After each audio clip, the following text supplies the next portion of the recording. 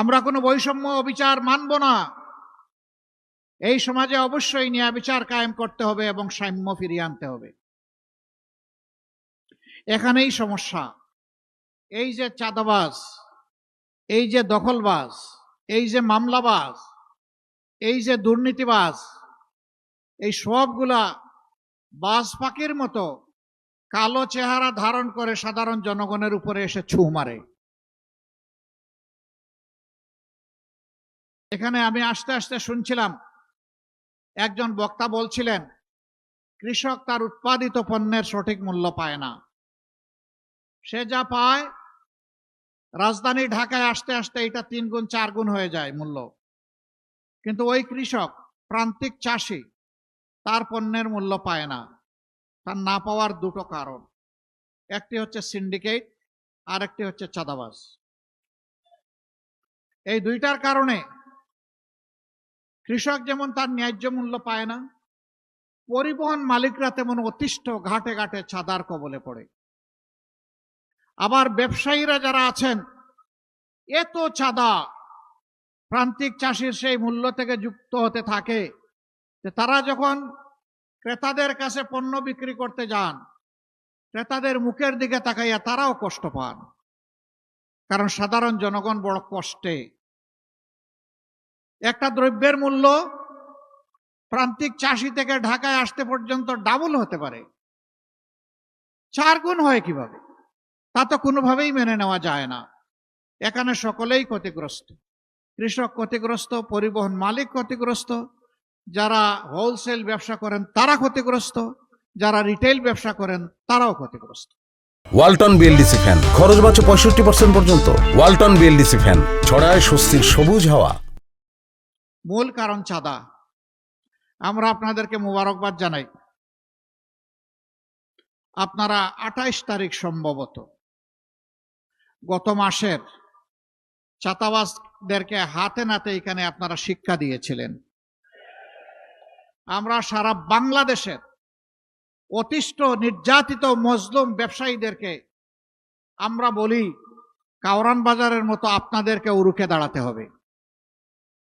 তবে আমরা কথা দিচ্ছি, এখন সরকারি প্রশাসন যন্ত্রের অবহেলা,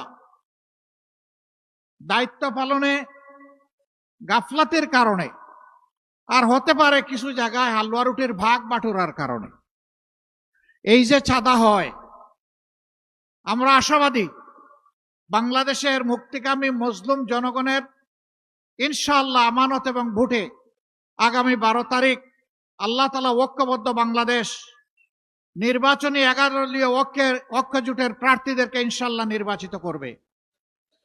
আমরা আশাবাদী 13 তারিখ থেকে বাংলাদেশের চিত্র পাল্টে যাবে ইনশাআল্লাহ।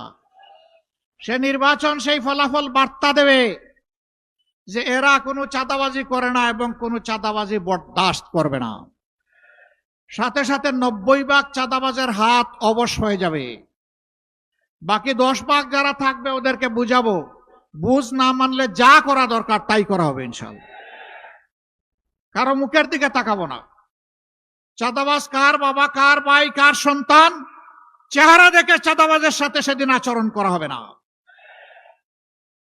সেই ক্ষেত্রে আমরা হব নির্দয়, নিষ্ঠুর, কঠোর, দেশের জনগণকে বাঁচানোর স্বার্থে, চাঁদার কবল থেকে মুক্ত করার স্বার্থে।